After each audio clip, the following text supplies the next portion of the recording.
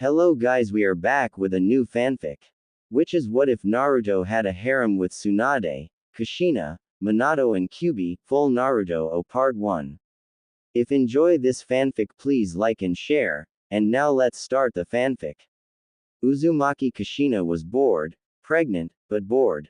Her water broke 30 hours ago. So you could imagine how bored the hyperactive ramen freak actually was. Sure, she was bored, but she was angry too. Angry because her husband, Minato Namikaze, hadn't come to visit her yet. Being Hokage and all, he was stuck at his desk dealing with the all-important, bane of every Kage's existence. Yep, paperwork. She was also angry at the fact that Tsunade, Sanin, had just informed her that the characters in Jiraiya's latest ICHA book were in fact based of her and her Kushina, and Minato. Add to that, the scenes in said book were also based of her and Minato as well. And that brings us to... What? Wait. Tsunade. How do you know that? Kushina asked. Why you know Jiraiya's my teammate and IH have to support him with our reading his books. Tsunade replied with really noticeable sweat pouring down her face. As if Tsunade. I think you enjoy reading how Minato-kun and I have. Now even though I'm sure my pervert husband wouldn't mind the fact that you do. I have to tell you that I think it's really hot that you like reading about my hot sweaty body on top of Minato's, with my brie. Before she could continue, Jiraiya himself came through the window. What he saw though was something he didn't really expect coming from these two women: silence. Tsunade had a tomato-sized blush on her face, with a small nosebleed.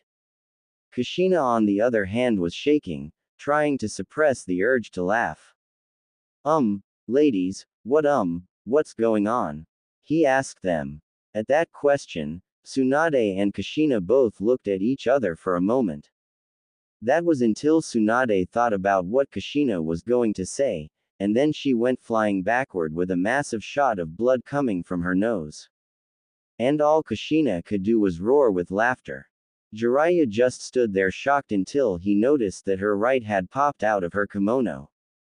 So, with a perverted giggle he pulled out his research notepad and started writing down some notes, with a highly amused Kushina looking on. I wouldn't do that to Tsunade. If I were you, Senin, remember the hot springs? Minato asked as he too came through the window. Both Minato and Kushina couldn't help but giggle when Jiraiya had anime-style tears streaming down his face, muttering something about disrespectful brats, Big Ed teammates and pregnant tomatoes. Now even though she was pregnant, Kushina could still move pretty fast. That was proven by the fact that she punched Jiraiya straight out of the window both men came in from. With Jiraiya, unfortunately or fortunately for him, he landed in the women's side of the hot springs. Some men may consider that heaven. Those men always seem to forget the fact that the group of soaking wet women might get extremely pissed off at the fact that a man was on the women's side. Such is the case for the well-known, self-proclaimed super pervert. Before he could even bring out his notebook, he could feel the killing intent leaking off of the women. The poor man's girlish screams could be heard all over Konoha. Before he lost consciousness, his last thought was, who wouldn't want to be this close to group of wet women? Ah, heaven.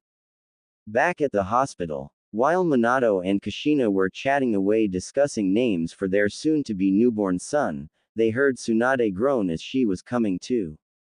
Welcome back, Harem, said Minato with perverted smile as he saw Tsunade's was still out. However, the only thing Tsunade could do with her still perverted thoughts was to take one look at Kushina and blush, then take one look at Minato for a moment and then pass out with another nosebleed. Kushina just giggled perversely, although she did feel a little guilty with her friend's current predicament. Minato, well, he too let out a perverted giggle because he saw Tsunade's. He then took out his own notebook and started taking down notes. After all, how else could Jiraiya get information about their life that lasted until he saw that Tsunade's other had popped out of her kimono when she had landed? The man couldn't help but fly backward with a nosebleed.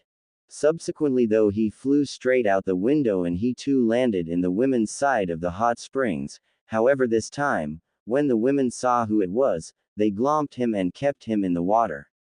With a big perverted grin, he winked at the now recovered and currently crying Sanin. The next day Konoha village location, Hokage's office. Hiruzen Sarutobi, the now retired Sandaime, 3rd Hokage was in the office of the Yondaime, waiting for said person to arrive. He wasn't just sitting there, oh no, he was reading the latest edition of ICHA Paradise, Tomato. Because he was so absorbed in the book he didn't even notice that the man he was waiting for jumped through the window, sat down and pulled out his own copy. 30 minutes later, the Sandaime looked up from his book and the only thing he could do was yelp in surprise when he saw Minato sitting in his chair reading. "What the hell?" he screamed. "How long have you been sitting there?" he asked, still trying to recover from the almost heart attack. About half an hour, Minato replied with a smile. Cough. "Anyway, how's Kushina-chan doing?" asked Hiruzen. "She's doing well, even though she's currently bored and suffering from the lack of Ichiraku's best," Minato said with an amused look. "That's good," said a chuckling Hiruzen, before he pulled out his pipe, filled it and lit it with an E-ranked Kaden fire jutsu. With a serious, yet not so much look he said, "Good work on gaining that peace treaty with Suna-san, Minato-kun." "Thanks Gigi, but you know as well as I do it wasn't that hard to gain. They still haven't fully recovered from the war, so it's not they really had much choice in the matter." Have you and Kushina worked out a name for your son yet?" the god of shinobi asked with a change of topic. "No, not yet. May I suggest a name then?" Jiraiya asked as he came through the window and face planted, all thanks to a well-placed chair from Hiruzen that he tripped over still in mid-air. "Why not sensei?" Minato shrugged. "How about you name him Naruto?" "You mean like that character from your first and only non-perverted book?" asked Tsunade as she came through the door like a normal person. However, everyone noticed that when looked at Minato she couldn't hide the blush on her face.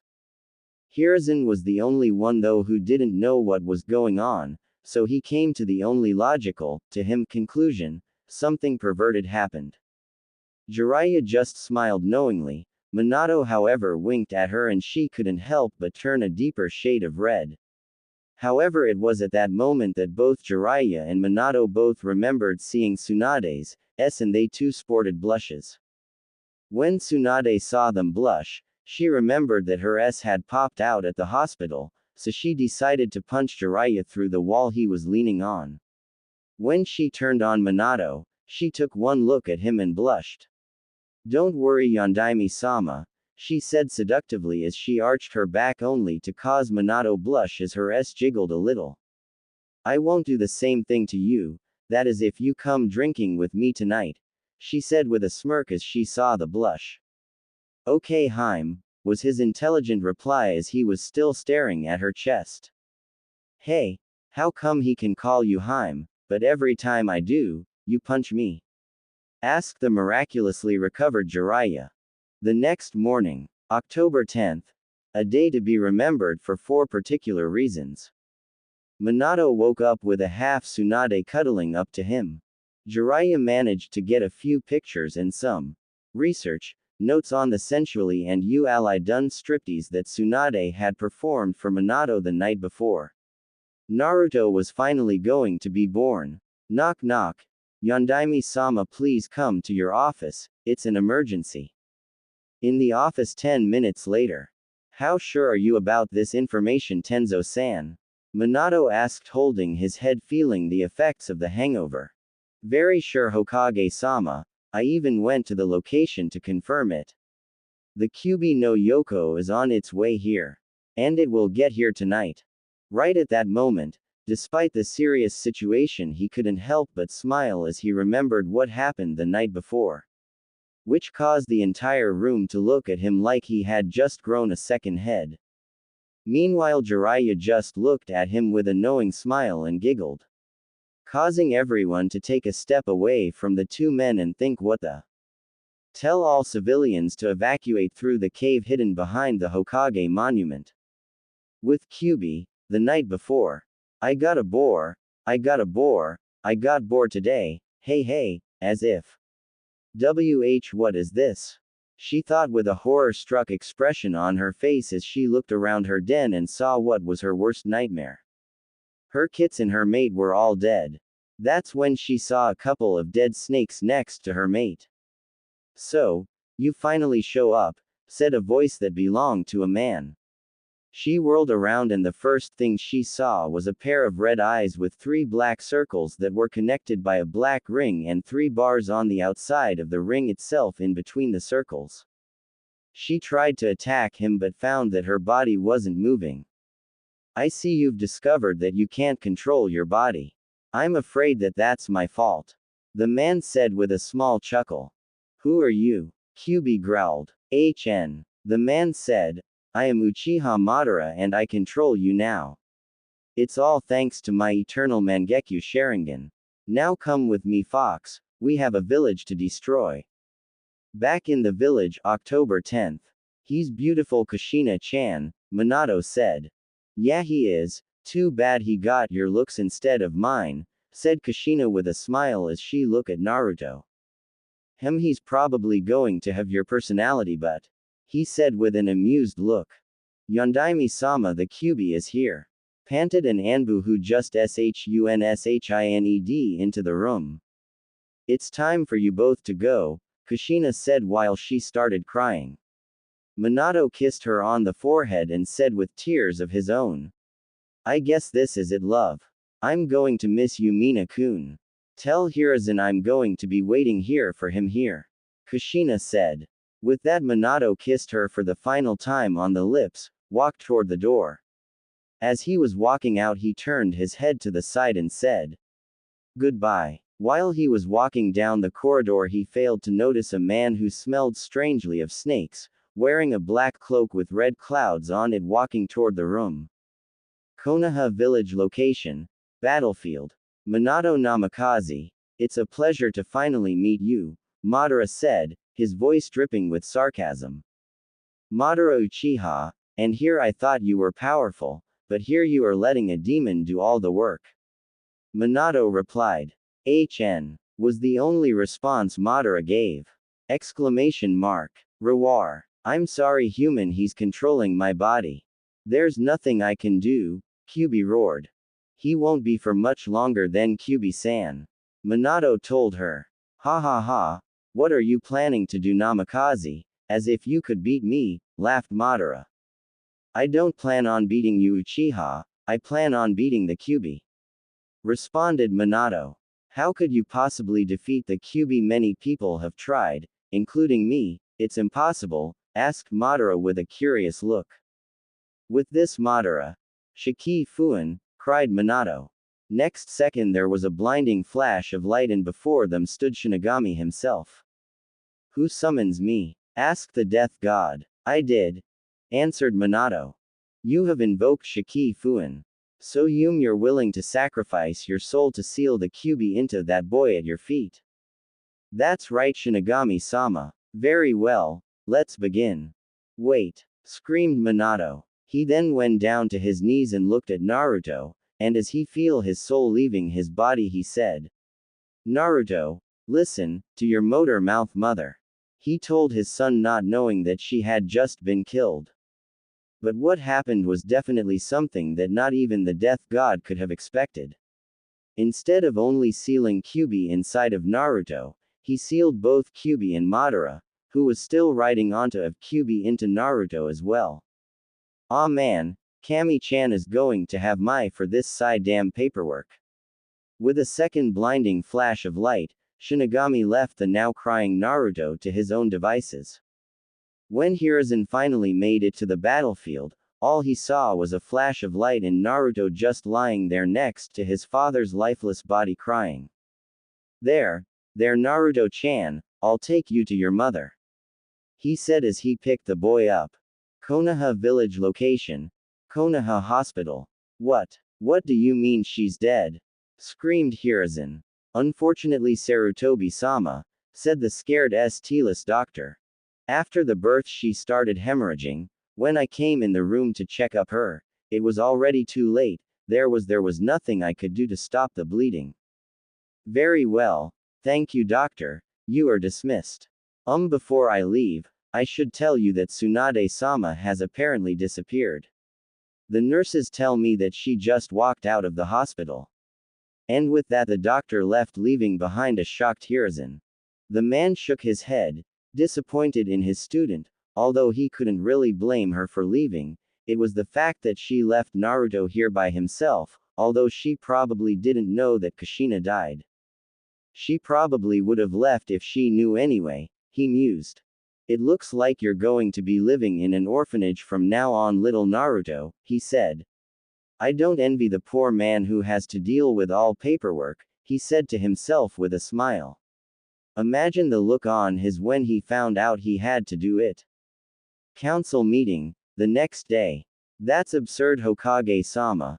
The demon should be dead, not living in the orphanage where it will kill the children.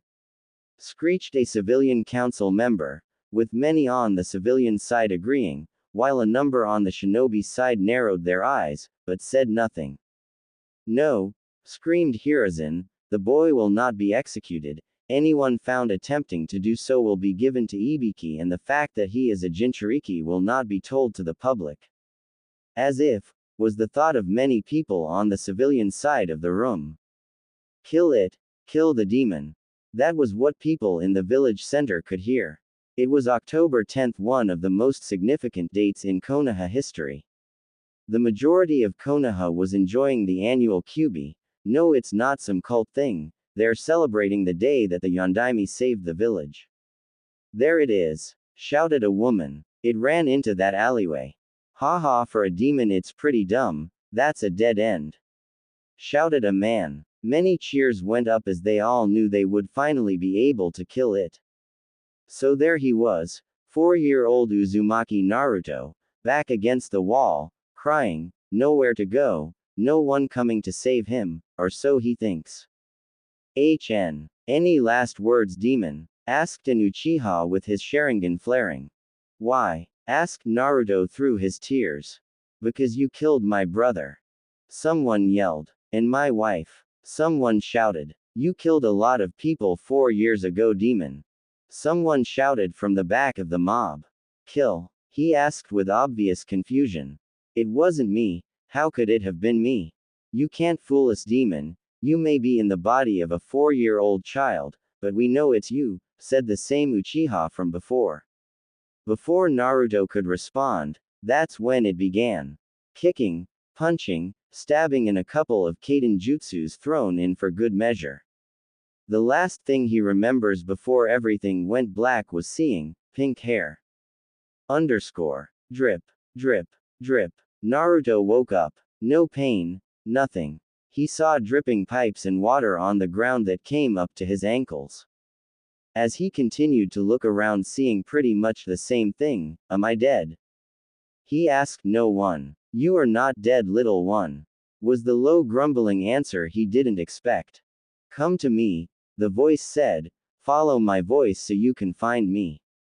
With that, he started walking down the corridor, turning corners as he saw more pipes.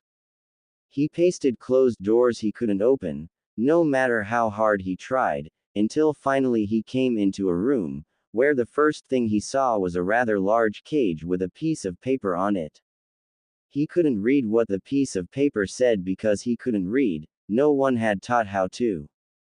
However, what he didn't expect was the large animal behind the cage staring at him with curiosity with a hint of sadness.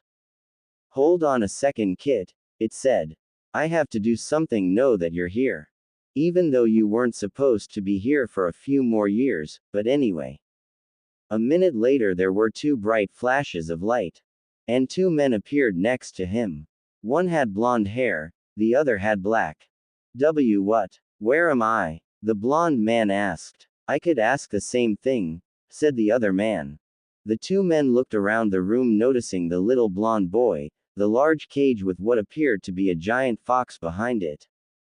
And then each other. Recognition instantly dawned on them as they yelled Namikaze, Uchiha at the same time. Ahem, as amusing as this is, we do have visitor, the fox said as looked toward Naruto. Both men looked at it with curiosity and they looked at the little blonde kid, who suddenly found the water on the ground rather interesting. Who's he? Both men asked. Jinx, said the blonde one with an amused smile on his face. HN. The other replied. Who are you guys? Asked Naruto with a scared yet fascinated look on his face. Oh, said the fox a little embarrassed. Not that anyone could tell. I am the great Kyūbi no Kitsune, the queen of all foxes and master of all 9 biju. Blink, blink, blink. You're a female. Both blondes asked, while the black-haired man just smirked. With a sweat drop the animal known as Kyūbi said, of course I'm a female. How could you not notice that? And then something interesting happened. Both blondes had the same sheepish smile on their faces as they both rubbed the back of their heads with their right hands. Sorry, they both said. They then looked at each other and yelled, copycat, copycat. HN. I am Madara Uchiha, was what the black-haired one said.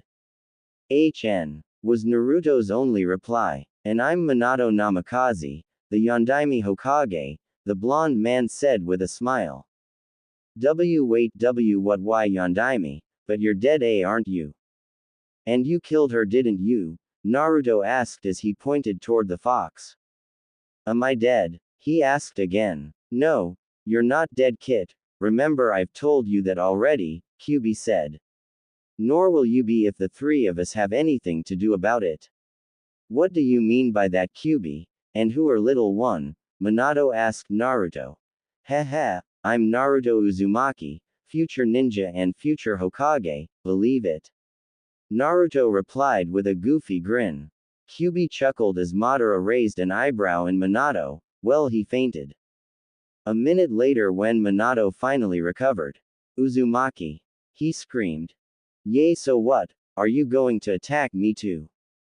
Naruto asked looking depressed. What? Why would anyone attack you, boy? Asked Madara surprised by such a question. Because I'm a demon, Naruto replied. Kid, listen to me, you are not a demon, I am the demon. You are just a 4-year-old boy with a demon sealed inside your mind, which is where we are now. Realization dawned on Minato as he said, so the sealing worked then? Inquired Minato. Yes, it did, replied Kyūbi. If the sealing worked, then how come Minato and I are here? Asked Madara. The sealing worked a little too well. The two of you somehow ended up sealed inside of him as well, Kyūbi said. What sealing? What's going on? Asked Naruto, who had absolutely no idea what was going on. When the Kyūbi attacked Konoha, the only way I was able to beat her was with a seal I had created. However, the seal would only work if I planted the seal on a newborn baby.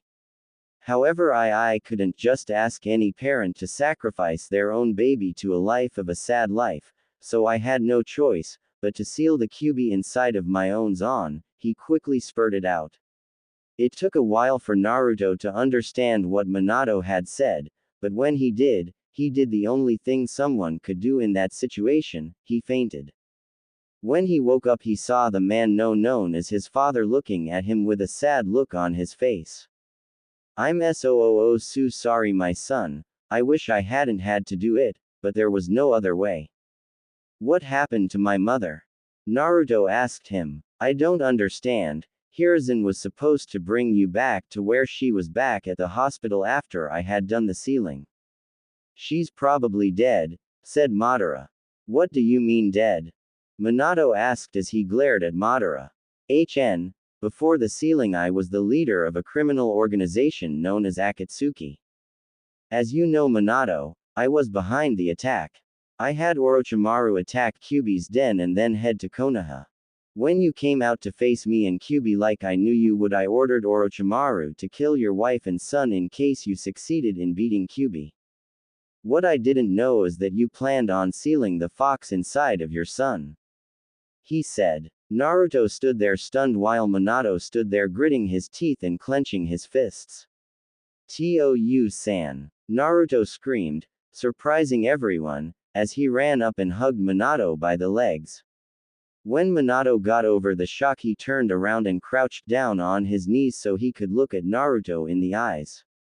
"I'm sorry, my son. I didn't know that would happen." "It's okay, Dad," Naruto said with tears coming down his face. "I'm here now," Minato said. "Yes, that's good and all, but we do have a mob to deal with.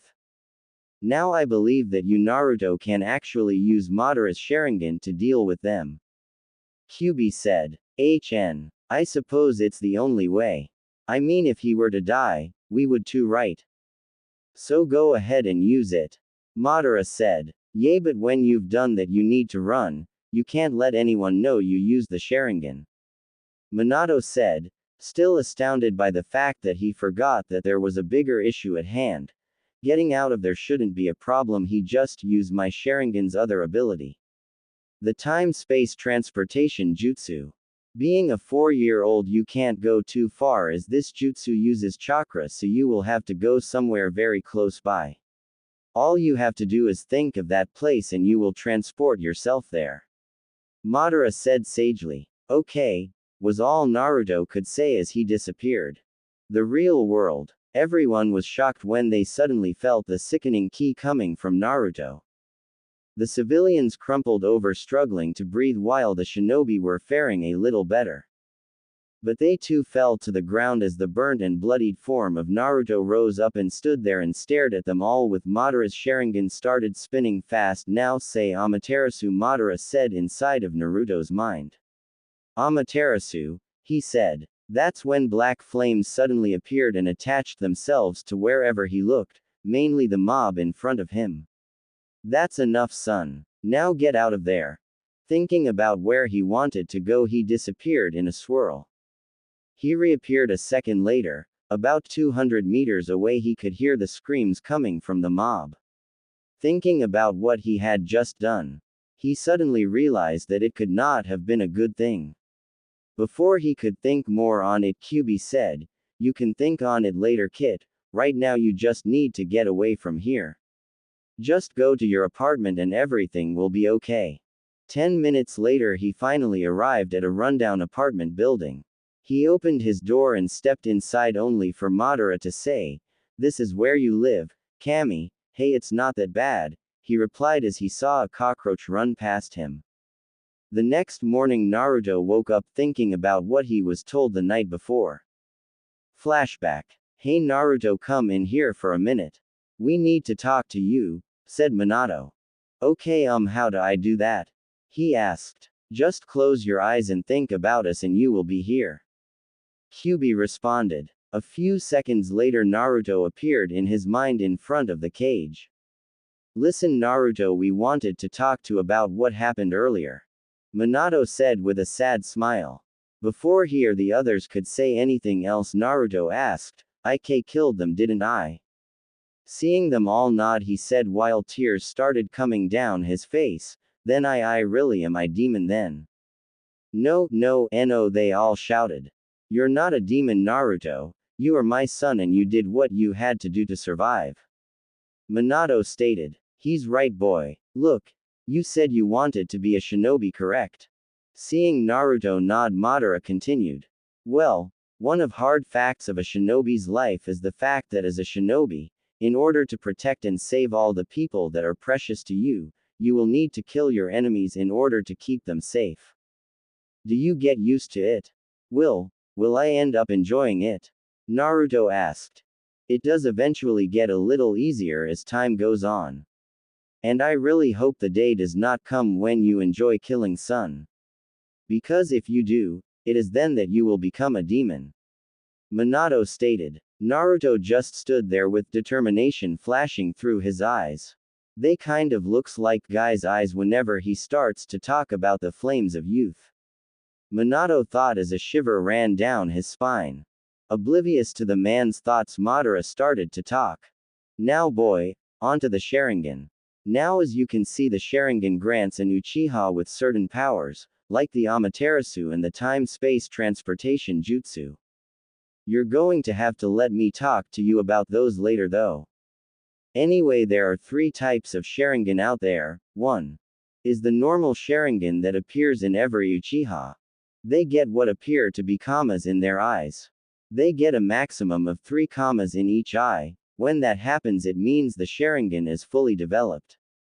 With this type of Sharingan, you will be able to see your opponent's moves before they come at you. You will also have the ability to copy any jutsu apart from the Kekkei Genkai or Bloodline Jutsu. Second is the Mangekyo Sharingan that an Uchiha can only get if they kill their best friend. Naruto was absolutely shocked at that. Why would someone kill their best friend? He asked. Power, Madara said with a depressed yet nostalgic look on his face. In order to use Amaterasu like you did, an Uchiha needs the Mangekyo Sharingan. Why you killed your best friend? Naruto asked. The next type of Sharingan is, Madara went on, seemingly ignoring Naruto. The truth is, he just didn't want to talk about it. The Eternal Mangekyo Sharingan. This particular Sharingan is only obtainable by taking your brother's eyes. He paused, letting the information sink in. Before you start, let me say that, no, I did not kill my brother. The truth is, he was dying and he discovered that the only way to save me from dying because of the Mangekyo Sharingan was to give me his eyes. So, before he died, he did just that. Now know this, boy, we will not give you the Mangekyo or the Eternal Mangekyo Sharingan until all 3 of us think you are ready for them. Naruto stood there taking all the information in. As long as I don't have to kill my best friend to use them, I don't care. Seeing everyone smile, Minato said. The other reason we wanted to talk to you is about your shinobi training. Seeing Naruto instantly perk up and smile, he continued. We will start your training tomorrow. For starters, I'm going to teach you the academy basics. Henge, Kawarimi and Bunshin. Now I want to get some sleep. Tomorrow is going to be a long day. But before that, just one question. Do you know what happened to Tsunade and Jiraiya by any chance? Naruto tilted his head to the side in confusion and asked, Who? Sigh. Never mind, just go get some sleep. Flashback end. Okay, Naruto, now that you're awake, eat some breakfast because we're going to start training you. Kyūbi said. With that, Naruto devoured his instant ramen and ran out of his apartment toward a training ground that his father said was close by. But when he got there, he saw a black-haired man sitting on a rock watching a boy who also had black hair doing what looked like training. When the man sitting on the rock noticed Naruto standing there, he said, Ohio, little boy, what are you doing over there? Embarrassed, Naruto replied, Ohio, I was just about to start training when I got here. Who are you? He asked. With a raised eyebrow, the man said, I'm Uchiha Itachi, and the boy over there training is my little brother Sasuke. An Uchiha, huh? Interesting. Madara said. What do you mean by that? He thought. It's a long story. I'll tell you about it later, maybe. Shaking his head, Naruto asked Itachi. Hey, could you maybe help me train? I mean, I'm just starting to, but I don't really know where to begin. But I was hoping that you could teach how to do a henge. Itachi, although showing no emotions on his face, was looking at him quizzically, thinking about it for a moment before he said. Very well, was all he said. The seals are dog, boar, and ram. Do those seals while applying chakra and you should transform into whomever you chose. Naruto made a mental note of the hand seals and went to work dog, boar, ram. While applying chakra, he did the seals, and instantly inside a puff of smoke was exact copy of Itachi before he transformed back into Naruto. Meanwhile, Itachi was sitting there with his eyebrows raised. Wow, I never thought that he'd get it on the first go. I wonder if it's got anything to do with the fox. He thought. Good work. Now why don't you go practice that and come back tomorrow? When you do, I will teach you the Kawarimi. That you don't know that already know it. Seeing Naruto shaking his head meaning no, he just nodded and turned back to watching Sasuke train. Times KIP. Over the next few months, Naruto learned the Kawarimi, Henjin, he even learned the Kage Bunshin. Not to mention a couple of other things. Flashback. Bunshin. When Naruto looked to his right he saw a deformed version of himself lying half dead on the ground. Again, he whined. You may not be able to do this jutsu because it requires smaller reserves. With you though, since you have rather large reserves thanks to the three of us, you need better control. Kyūbi said. There is a way around that though, Naruto. It's a jutsu called Kage Bunshin. Minato said. Normally a 4-year-old would never be able to do this jutsu as it requires a lot of chakra. But, with you, you should be able to learn it with no problem. If you do learn it, we'll even teach you the secret behind this technique. Continued Madara. This jutsu only needs one seal, the tiger seal. Go ahead and try it. Minato went on. Naruto placed his hands in the way of the tiger and shouted, Kage Bunshin no Jutsu. This time when Naruto looked to his right he saw a perfect copy of himself standing there smiling. End flashback. Naruto was standing in a field taking a short break from training. But that doesn't mean there isn't at least 100 shadow clones still training. And all of them were trying to learn the final step of the Rasengan.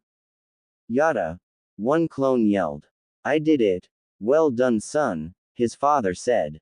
He awesome, Naruto said. Someone's coming. Dispel your clones, Madara said. Hi, was all Naruto said as he dispelled his clones. When he turned around he saw Itachi and Sasuke walking toward him. Hello Naruto-san, said Itachi. Hello Itachi-nisan, Sasuke-kun. What are you two doing here? Naruto asked them. We're here to invite you to dinner. Sasuke said with a smile. Times KIP. Later that night, Naruto arrived outside the Uchiha compound with the guards not letting him in. No demons allowed. One of the guards said. Before Naruto could respond, a man with black hair and brown eyes walked up to the group and asked. What's going on here? The demon is trying to get inside the compound, Fugaku-sama. We can deal with it, one of the guards said. That's quite alright, you two. In fact, I've been expecting him. You see, my sons invited him over for dinner, so let him in. Good old Fugaku. He's not a real Uchiha, is he? Asked Madara. No, he's not, but his wife Makoto is. I was friends with the both of them. In fact, I was the one who introduced Fugaku to Makoto. And I should mention that they both knew that Kushina was pregnant, so they should probably know who are. When they walked in the door they could hear what sounded like a woman humming. When they walked toward the humming it turned out to be a woman cooking in the kitchen. Naruto say hello, this is my wife Makoto, Fugaku said. Hello Uchiha-sama, you're really pretty, he blurted out. I'm sorry dear, what was that? Makoto asked. I said that you're really pretty, he said suddenly finding the floor really interesting. Ha ha ha, I reckon you're going to be a ladies' man when you grow up, kid. Laughed Fugaku. Later on during dinner. So Uzumaki-san, Itachi tells me that you've started training. What have you learned so far? Asked Fugaku. Well, I've learned Kawarimi, Henjin Kage Bunshin so far. Naruto said with a huge smile on his face. Kage Bunshin? Asked Itachi, while he was thumping his chest trying to clear his airway as he nearly choked on his food. Hi, Naruto said. Are you sure you don't just mean Bunshin dear? Makoto asked. No, I can't do a normal Bunshin, so I learned the Kage Bunshin instead. Kage Bunshin is a Junin level jutsu. How do you know about your only 4? Asked Fugaku. Well, I saw a Junin use it while he was training once and I thought it was cool. Naruto lied. Fugaku said. Can you use it properly? Hi, Naruto replied. And you don't faint from chakra exhaustion? Nope. Naruto said. It may have something to do with the Kyūbi, Makoto thought. How many cage bunshin can you do, Naruto? She asked. About 100 of them, I think. He said. Yep, definitely, the Kyūbi Makoto thought. That's really interesting, Uzumaki-san. We will have to talk about something later. Fugaku said. Oh, okay, was all Naruto said before stuffing his face with rice. Dad, Sasuke said, can I learn the cage bunshin jutsu? No, everyone shouted except for Naruto, who was still busy stuffing his face. If you try and learn that now, it could kill you, Fugaku said. You don't have enough chakra to learn it right now, Otudo, but you will when you're older. Itachi said. Then how come Naruto can learn it now? Sasuke asked, obviously curious as to why Naruto's not dead. Makoto said, that's because he's special, dear. The amount of chakra he has, well, it comes from his clan, dear. His clan? Itachi asked. Maybe it wasn't the Kyūbi like I thought it was, he thought. The Uzumaki clan, Makoto responded. They were well known for incredibly high chakra levels. Were? Naruto asked. I'm afraid so, dear. They were all killed during the Third Shinobi War. She told him with a frown. Now Naruto knew that the part about them all dying was a lie, but he didn't know about them dying. Sasuke, dear, said Makoto, if you're finished, go take a bath and brush your teeth. Okay, mum, Sasuke said as he stood up and walked up the stairs. How long have you known about the Kyūbi Uzumaki? Fugaku. Damn, Minato said inside Naruto's mind. You a couple of months, said Naruto as he scratched the back of his while smiling. You sure are an interesting one, Uzumaki. Fugaku said. So have you learned anything else, Naruto? Itachi asked. Well, don't tell them anything, Naruto. No, not yet. But I will. Come on, Naruto, it's getting late, it's time for you to go home, dear. I'll escort you out, Makoto said. 20 minutes later. Naruto's apartment. Hey Kyūbi-chan, Naruto said as he entered his mindscape. Want you want Kit, and it better be interesting or I'm going to sleep. She said. Is there a way I can control all 9 of your tails? Naruto asked. Kyūbi just stared at him. I did not expect that, she thought. Minato was looking at Naruto with wide eyes while his jaw was touching the ground, and Madara was just smirking. Why do you want to know that, Kit? Kyūbi asked, definitely curious now. Well, I remember Dad telling me that there are other Jinchuriki out there, and let's say I can't control any of your tails and we get attacked by any of them. I wouldn't stand a chance and we could die. And since you're the 9 tails, we can't let that happen, can we? He said. I guess we can't. It would be embarrassing if you lost to the others. Very well, there is only one way you can control all my power. You have to beat me in a little competition.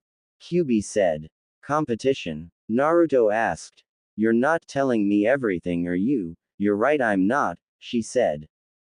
Hey Madara, can I use the Mangekyo Sharingan for a minute? Naruto asked him. Sure thing, kid, and you better win or we're all screwed. He said. Okay, was all he could before the cage disappeared, or more like. The bars of the cage transformed themselves into chains that wrapped themselves around both the Kyūbi and Naruto. Ha ha ha ha, all you have to do to beat me is overpower me with your chakra. And remember, if you lose you die and I'm free. Get ready, kid, because here we go. And immediately all Naruto could feel was intense anger and hatred and strangely, love and happiness. Is it her or me that are having these feelings, Naruto thought. That's when strange images started appearing in Naruto's mind.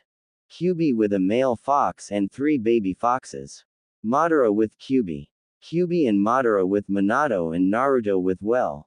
That's me as a baby, but who is that lady? I know her from somewhere. That's when the lady looked down at baby Naruto and said, please forgive us someday, Naru-chan. Just know I love you and I always will, my little maelstrom. Could it be Ka-san? When Naruto snapped out of it, he looked at his hands and he saw that they started to turn into claws and his teeth were getting longer and sharper. Naruto. What are you doing? You need to fight back. Minato screamed. Naruto started to focus on what was going on. He then started to pour his chakra through the chains. I love you too, Ka-san. He chains started to shake violently and the light coming from his chakra was getting brighter and brighter to the point where no one could see what was happening. What's going on? Naruto yelled. I don't know, Naruto. Just keep pouring your chakra, boy, Madara said. So he did. That's when the chains stopped shaking and the light started to die down. The next thing anyone knew, the chains surrounding Naruto broke apart and fell to the ground. Meanwhile, the chains surrounding Kyūbi stayed where they were. It looks like you win, Kit. Really? Naruto said, a little sleepy. Yada. He said before he fainted. Meanwhile, at the Hokage's office. That chakra. It felt like, oh no, Naruto, he said, standing up and shining out of the room. When the Sandaime arrived at Naruto's apartment, all he saw was Naruto on the floor. Let's get you to the hospital, he said to the unconscious Naruto. The next morning, Naruto woke up to a bright white ceiling. What? Where am I? He asked nobody. Suddenly the door opened and a woman entered. Oh good, Naruto-kun, you're awake. She said. Ohayo Kagome-chan, Naruto said. What happened? The Hokage found you unconscious in your apartment. She said. How are you feeling now? I'm fine, he said as the door opened and in came the Hokage followed by two men and a woman. The first man had black hair and a mask on his face that looked like a weasel. He was wearing a gray Anbu vest with a black shirt underneath it, black shinobi pants and black shinobi sandals. The second man was wearing the same thing except he had silver hair and his mask looked like a dog. The female was also wearing the same thing except she had long purple hair that was tied up in a ponytail. And her mask looked like a cat. Ohayo Neko-chan, Inu-san, Itachi-san, Gigi, Naruto said. Ohayo Naruto-kun, they all said. Here Naruto, I bought you this teddy bear, said Neko. Arigato Neko-chan, Naruto said, taking the bear. Naruto-kun, do you mind telling us what happened last night? Asked Hiruzen. Well, I I can control all 9 tails of the Kyūbi. He said. Everyone stood there completely shocked. Not that you could tell considering 3 of them were wearing masks. What do you mean you can control all 9 tails? Inu said. That would mean you control the Kyūbi. Hi. Naruto said cheerfully. What happened last night, Naruto? Asked Hiruzen. So for the next couple of minutes Naruto explained to them what happened. I can't believe it, Itachi said. Incredible, Neko said. Are you going to tell the council, Hokage-sama? Asked Inu. I probably should, but it would be better if they didn't know. Hiruzen replied. I suppose it would. Hokage-sama, with your permission I would like to train Naruto. You don't need to, Inu-san, Naruto said. And why is that, Naruto-kun? He asked. Because I've been training myself. Look, Naruto said. He placed his hands in the tiger seal position and said, Kage Bunshin no Jutsu, and with a puff of smoke a second Naruto appeared. Wow, you're just full of surprises today, aren't you, Naruto-kun? Well done, said Neko-chan. Sorry to interrupt, but Naruto-kun can go home now. Kagome said. Alright then, thank you, Nurse-san. Naruto, why don't you come to my office so we can talk a bit more about this? Okay, Gigi, Naruto said. Goodbye, Itachi-san, Inu-san. He said. Thanks for the bear, Neko-chan, he said to her as he went up and hugged her. We should get going to, guys, Inu said. Ya-ne, Naruto-kun, he said with a wave. With that, everyone shunshined out of the room. Come on then, Naruto-kun. A few minutes later in the Hokage's office, Naruto was explaining to Hiruzen all about his training and where he learned Kage Bunshin. All the while leaving out Minato and Madara, of course. Yeah, I saw a shinobi practicing it, so I thought I'd try it. That's very interesting, Naruto, Hiruzen said with a smile. Now, how long have you known about the Kyūbi? He asked. Naruto was about to answer when there was a knock on the door. Come in, Hiruzen said. Sorry to interrupt Hokage-sama, a woman said as she opened the door. But a woman called Mei Terumi is here to see you. Ah yes. Send her in, thank you. Stay here, Naruto, I want to keep talking to you. Hi Gigi. Ms. Terumi, it's nice to meet you. Hiruzen said with a smile as a woman entered the room accompanied by two men. Likewise Hokage-sama, she replied. When Naruto looked at the woman he couldn't help but think she was, in his words, pretty. Her eyes were light green and she had long brown hair that went down to her ankles. She was wearing a dark blue dress that showed some her sizable bust. Underneath that she was wearing a mesh shirt. She was also wearing a dark blue skirt with mesh leggings underneath. On her feet she was wearing high-heeled sandals and she was wearing knee-high shin guards. So what can I do for today, Mei? Asked Hiruzen. Well, I'm sure you are aware of the civil war we are having right now in Kurigakure, Mei said. Yes, I'm well aware of it actually, Hiruzen said with curiosity. Yes, well, we've come to ask you for your help.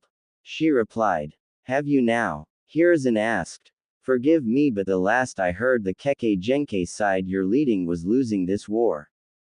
So why should Konoha help you?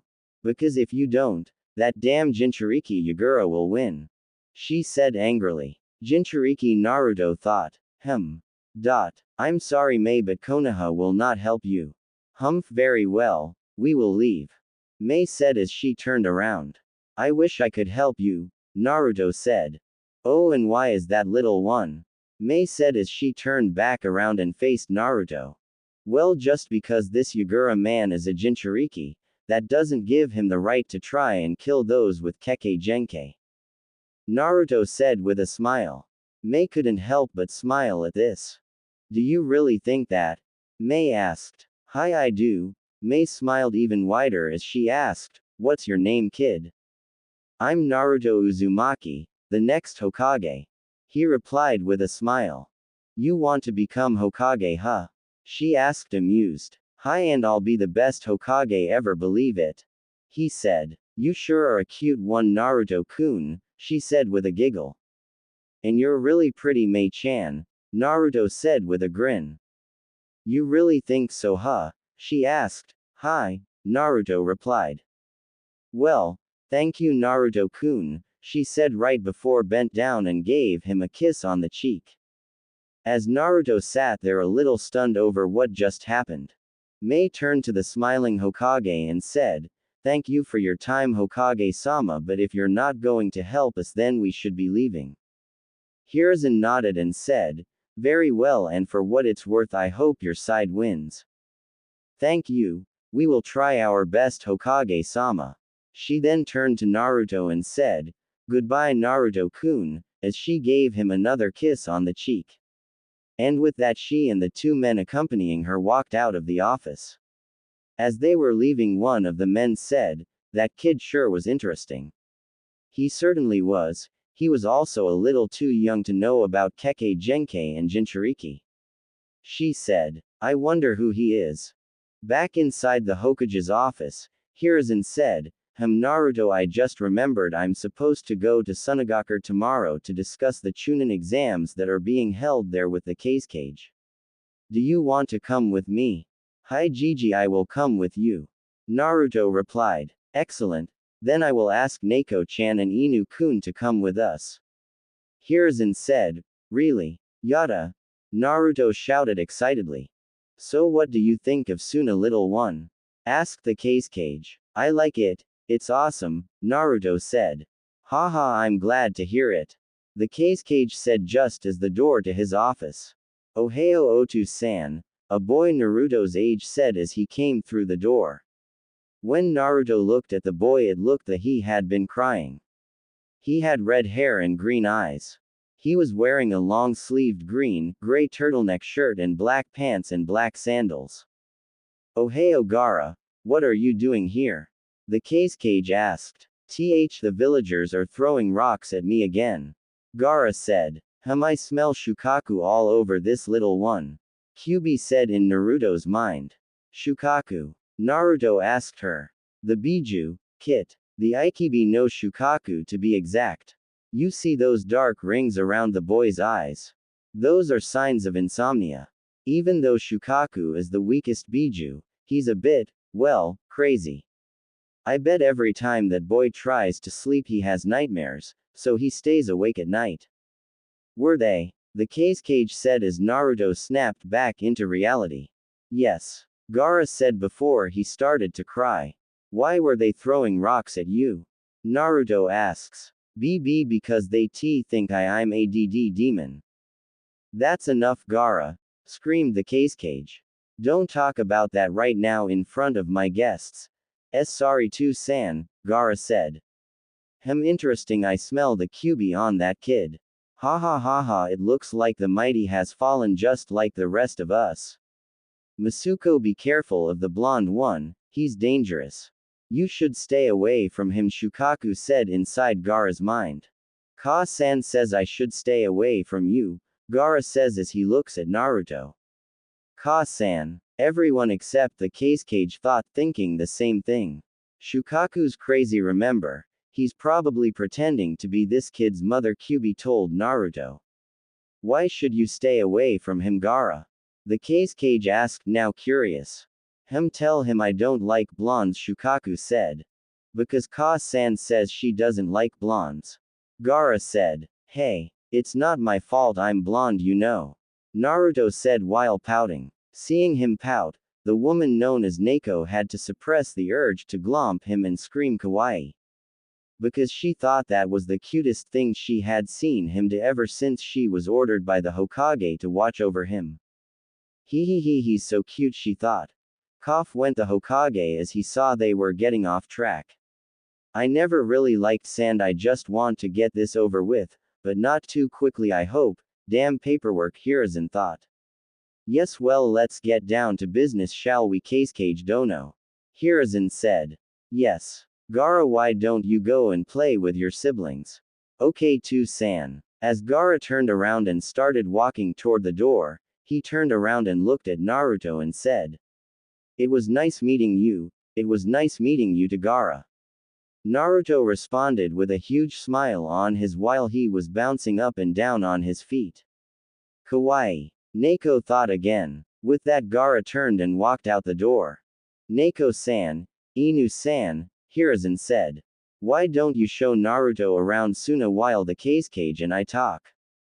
Hi Hokage-sama. They replied in unison. Come on, Naruto-kun, let's go, Neko said while taking Naruto's hand in hers. And, like Gaara, they too walked out the door. Later that night, while everyone was sleeping, Naruto was sitting on the roof of the hotel that he and everyone else was staying in. I wonder if all Jinchuriki are treated the same way like Gaara and I. From what I can remember, they are the ones I'm not too sure about are the Hachibi Jinchuriki, since he was the son of the Raikage and Yagura the Sanbi Jinchuriki and the current Mizukage of Kurigakure. Speaking of Kiri, I really wish I could help them. Naruto said, or rather, thought. Me too, but you're too young to do anything about it, I mean you're only 4 years old. Minato said. A 4-year-old Jinchuriki who can control the power of the Jinchuriki, not to mention, if need be he can use my eternal Mangekyo Sharingan, Madara reminded him. Yeah, he's the most powerful 4-year-old in the world. Not to mention the fact that he's not even a shinobi yet. Kyūbi told them. And I still think I should go to Kiri and stop that Yagura guy. Naruto told them. I know you do, but I still say you're too young. Minato said. I say we put it to a vote. Madara said with a smirk. All those in favor of going to Kiri say aye. Aye. All but Minato said. Sorry Blondie, but it looks like we're going to Kiri. Kyūbi said. Then go pack your stuff, we're leaving tonight then. Minato said a little disappointed. Wait, someone's coming, Kyūbi said. That's when Naruto heard footsteps. When Naruto turned around to see who it was, it turned out to be the Anbu Neko still wearing full Anbu gear.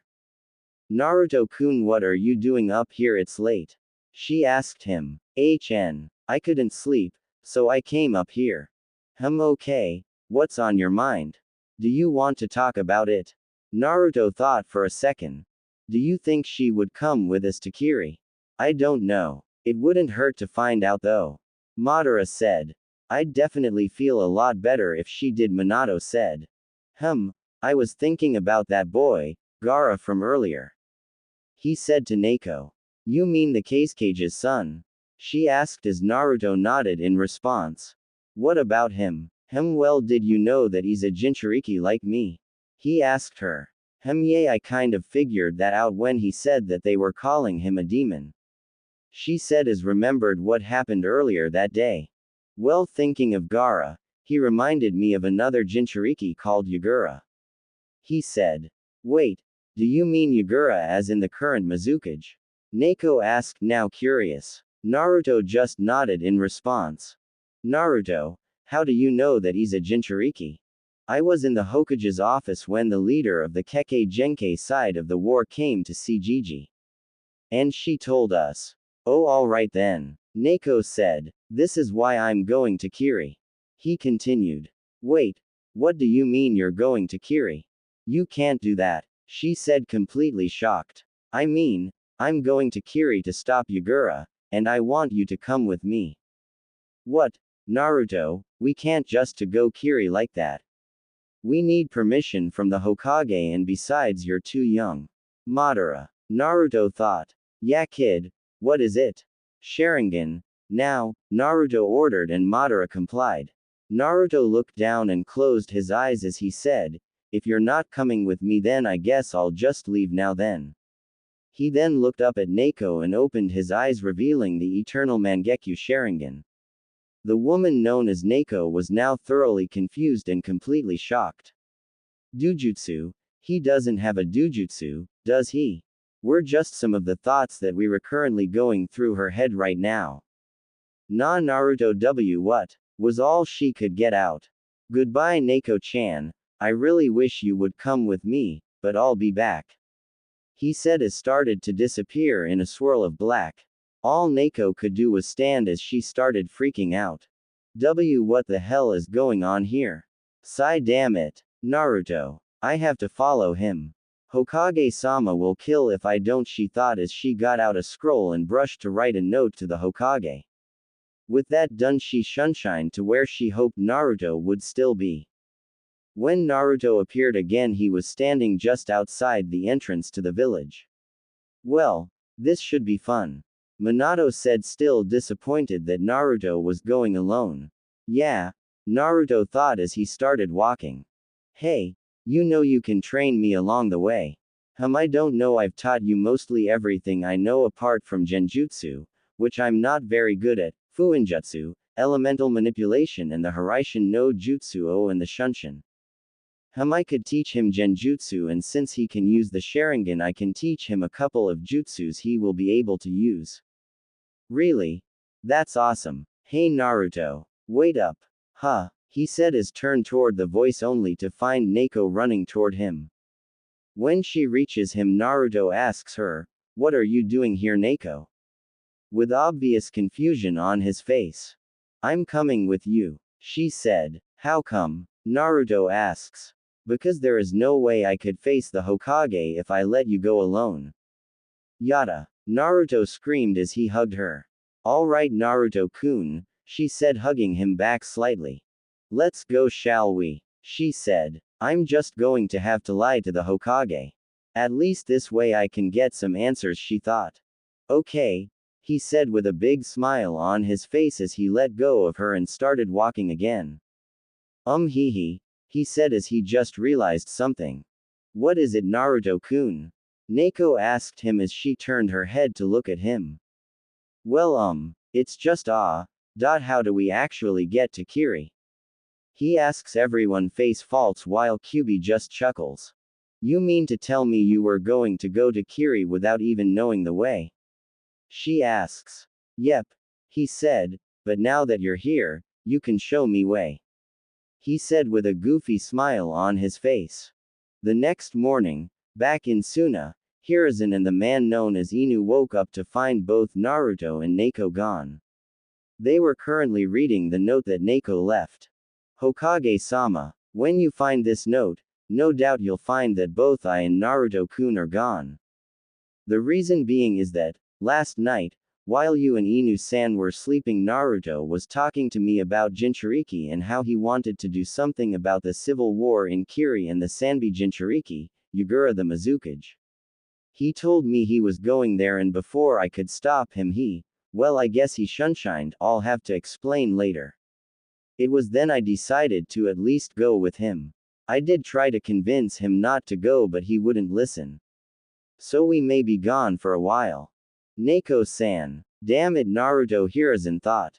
What is he thinking? He's only 4. I mean, sure, he can control all the power of the Kyūbi, but Yagura is a cage-level shinobi, Inu said. I know, Inu-san, but since they're gone, we can only hope that Neiko-san can convince him to come back, or at least keep from doing anything stupid.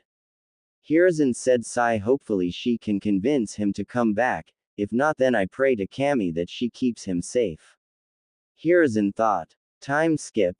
2 days later.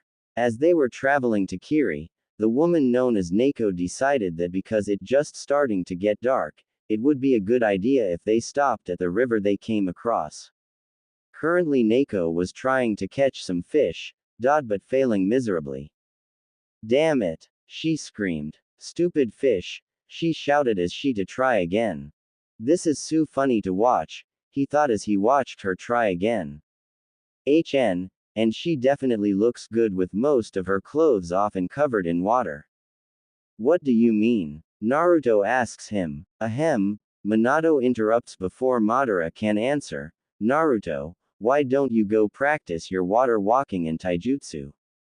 Confused, he agreed and took off his clothes until he was wearing nothing but his boxers. As he started walking on the water, Neiko decided it was time to take a break. When she went to look at Naruto, she saw him standing on the water. Wait, water what? Naruto-kun, how long have you been able to water walk? She asked in surprise. No 4-year-old should be able to do that. For a couple of months now, I guess, he answered, shrugging. Who taught you how to do that? She asked. She never saw anyone training him. In fact, she had never seen him train. What have I been doing while I've been watching him? She asked herself before bringing her attention back to Naruto. No one. I saw this shinobi practicing it once, so I thought I'd try it. He lied. But as far Neiko knew, he was telling the truth. Hey Neiko-chan, have you caught any fish yet? Naruto asked, deciding to change the subject. No, not yet, stupid fish. She said, looking at the river. As she looked back at Naruto, she looked down and noticed that she could actually see his ribs. Oh my god. Even for a 4-year-old, no kid should look like that. He is definitely malnourished. He really needs to eat. She thought. Sigh breaks over, I guess. With that, she went back into the water. Later that night, after Neiko had finally managed to catch some fish, they were waiting for them to be cooked. When Naruto finally decided to ask, Hey Neiko-chan, can I ask you something? Ask away Naruto-kun, she said as she turned to look at him. Well, I was just wondering, what's your real name? He asked. Well, I don't really think I can tell you that, she said. Oh, okay, he said, looking down, obviously a little upset that she wouldn't tell him. When Neiko saw him get upset, she frowned. What the hell, I suppose I can tell him, she thought. Naruto-kun, my real name is Yugao Azuki, she said as Naruto looked up at her and smiled. But please remember that once we are in Kiri and then when we are back in Konoha, when I'm wearing my mask, that you call me Neiko. Okay Yugao-chan, I will remember, he said, still smiling. Thank you Naruto-kun, she said as she smiled back. Oh, it looks like the fish is ready. She noticed as turned to check on them. She handed one to Naruto and they both started eating. falling into a comfortable silence. While they were eating, a question suddenly popped up in Naruto's head. Hey Yugao-chan, where do babies come from? He asked. Where did that come from? He wondered as he asked. Whatt. Minato screamed as both Madara and Kyūbi both burst out laughing. Ha ha ha, that's too funny, ha ha ha. Meanwhile, Yugao was trying to recover from almost choking on her food. Cough cough, what cough, where did that come from, Naruto? She asked. He the Kyūbi told me to ask, he lied. Ahem, well, you're too young to know, sorry Naruto-kun. Come on, please. If you tell me, I'll tell you a couple of secrets that not even Gigi knows. Well, I would like to know about that dujutsu I think he has. On the other hand, I don't really want to mentally scar the kid, but the answers I could get would probably be worth it. Okay Naruto, but if I tell you, you have to answer the questions I've got for you, okay? She said. Hi. Naruto said. I'm not going to explain how babies are made. If you don't know how they are made and you want to know, either go ask your parents or try Google. Several excruciating minutes later and one horrified Naruto. Yugao finally finished explaining how babies are made. Why did I even ask that? He asked no one in particular. Ha ha ha, I don't know, but that was funny. Okay Naruto, now that thankfully I'm done. It's time for you to answer my questions. She said. Okay. Naruto replied. Alright. Firstly, what was it you did when you disappeared off the roof of the hotel? Should I just tell her everything? He asked. It's up to you. You did promise her you would, even though I wish you hadn't done. But if you do, make sure she promises not to tell anyone, okay? Okay, he replied. Before I tell you, can you promise me something? Depends on what it is I have to promise. She responded. You have to promise me that, with what I tell you, you can't tell anyone else. Seems reasonable, I guess. Must be something big if he doesn't want anyone to know. She figured. Okay, I promise not tell anyone. Arigato. Well, first off, what do you know about the Kyūbi attack? He asked. Not much, just that it attacked, and to stop it the Yondaime sealed it inside of you. This could take a while, Naruto said. Okay, well, that part is true. But what you don't know is why the Kyūbi attacked Konoha in the first place. You see, the Kyūbi didn't actually want to attack. She was forced to. What do you mean by forced? She interrupted. She was being controlled by someone. Controlled? By who? How is that possible? She interrupted again. She was being controlled by Madara Uchiha. And as to the how, he went on before she interrupted, again. He used one of the powers of his eternal Mangekyo Sharingan. But that's not possible. The Shadaime killed him 80 years ago at the Valley of the End, everyone knows that. She said. That's what Madara wanted you to think. You see, just after the Shadaime tried to kill him, Madara used his space-time jutsu and placed a dead corpse clone of himself in his place. So it only looked like the Shadaime killed him. He stopped for a few moments to let it all sink in, as Yugao was just sitting there too shocked to say anything. Anyways, back to the story. When the Yondaime went to face the Kyūbi, he discovered that Madara was behind it all as he was riding on top of the Kyūbi, and because, well, he told the Yondaime he was behind the attack. And when the Yondaime went to seal the Kyūbi inside of me, something went wrong. Wrong. You see, the Kyūbi isn't the only one sealed inside of me. What? Yugao screamed. Like I said, something went wrong. And both Madara and the Yondaime ended up being sealed inside me along with Kyūbi. Is this a joke, Naruto? Do you really expect me to believe all this? She asked, extremely skeptical. Madara, eyes please. He thought. Sure kid. What I'm saying is the truth, Yugao-chan, and if you want proof. Here it is, he said as Madara activated his Sharingan. Whoa. So wait, that's Madara's Sharingan. Naruto nodded in response. What can you do with it? Definitely curious. Well, there's the space-time jutsu. That's actually what I used on the roof of the hotel. I can use Amaterasu. Seeing the look on her face, he decided to explain. It causes black flames to appear on anything I'm looking at, and they cannot be put out by anything.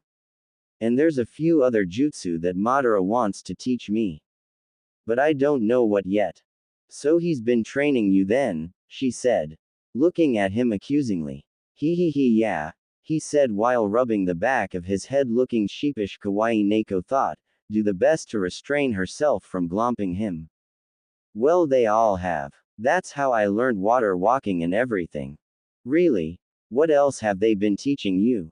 She asked. In response, Naruto raised his right palm facing up and poured chakra into it, causing a bright green sphere to appear in the palm of his hand. Rasengan, she gasped. Yep, he said with a smile. How long have you known that for? A couple of months, he responded. Yugao didn't say anything as she looked up at the moon. Amazing. He could easily become the most powerful shinobi in all the nations. That's when an idea struck. Hey Naruto-kun, she said, turning back to him. How would you like me to teach you Kenjutsu? Really? She nodded. That's awesome, Yugao-chan. Thank you, he said as he hugged her.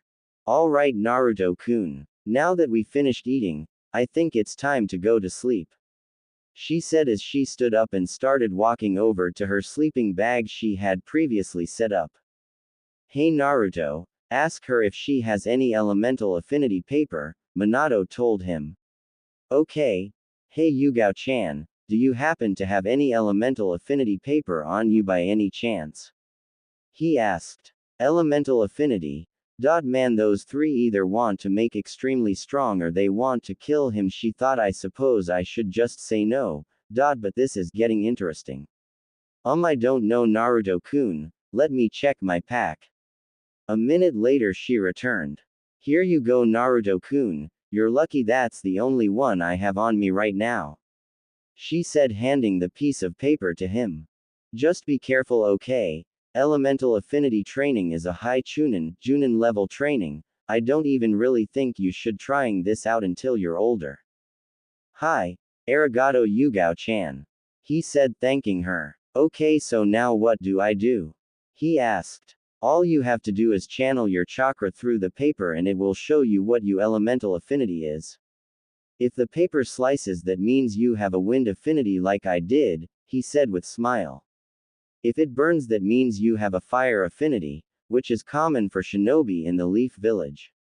If it dampens, that means you have a water affinity, if it crumbles then you have an earth affinity, and if it crinkles up then that means you have a lightning element.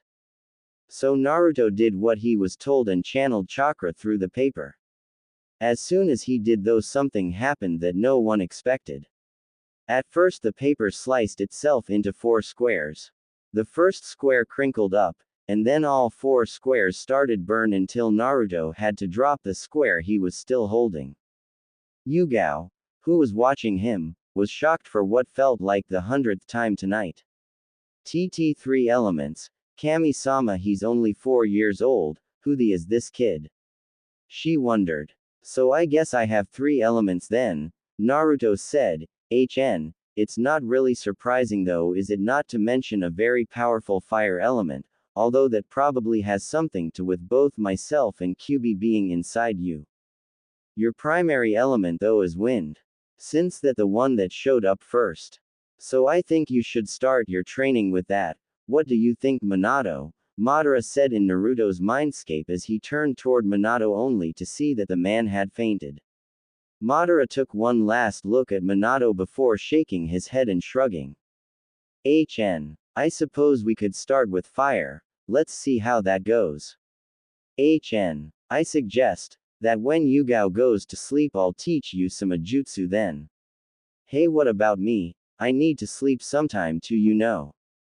No you don't, Kit. At least not really. In case you've forgotten, I have healing abilities, so healing you of your lack of sleep shouldn't be a problem. Really? That's awesome, Naruto replied. Unbelievable, Yugao said, snapping Naruto back to reality. 3 elements. Oh, only highly skilled Junin have 3 elements and some still only have 2. As she looked at Naruto, still shocked beyond relief. Yon, we'll talk more tomorrow, Naruto-kun, she said as she stood up and walked to her sleeping bag. As she was getting into it, she said, "Good night, Naruto-kun. Go to sleep soon, okay?" "Okay. Good night, Yugao-chan," he said. However, due to wanting to learn a fire jutsu, he didn't want to go to sleep. So instead he stood up and went to go find a quieter place to train, so as not to wake Yugao up. A couple of minutes later, Naruto was still walking along the river. Here should be good enough. Now listen closely as I'm not going to repeat myself. He paused to make sure Naruto was paying attention. The jutsu I'm going to teach you is AC rank jutsu called Kaden, Gokaku no Jutsu or Fire Style, Great Fireball Jutsu. Now the hand seals are horse, tiger, ram, monkey, boar, horse, tiger. Now what I want you to do is fill your lungs with chakra, do the hand seals and then place a ring around your mouth with your and index finger. You remember which one that is, don't you? He asked, only to receive a nod from Naruto. Good. So after you've made the ring around your mouth, that is when I want you to exhale. Okay, try it out now. Yosh. He then filled his lungs with chakra, horse, tiger, ram, monkey, boar, horse, tiger. He thought as he did the hand signs. He made a ring around his mouth and shouted Kaden, Gokaku no Jutsu. Almost immediately he saw a small ball fire come out his mouth before it turned into smoke and then disappeared. That was pretty good, boy, at least you got some fire. I remember when I first tried it I only got smoke and I was 8 years old at the time. Keep practicing that and I'll try to wake your father up, Madara said, only to roll his eyes when he looked at the still unconscious form of Minato. Yosh. My throat is burning a little though. Naruto said. Don't worry about that for now, kid, I'm already healing it, Kyūbi said in response. Thanks, Q-chan, Naruto replied with a smile. Before he started building up chakra in his lungs. Time skip. 3 days later. Mei Terumi and her 2 bodyguards Ao and Chojuro.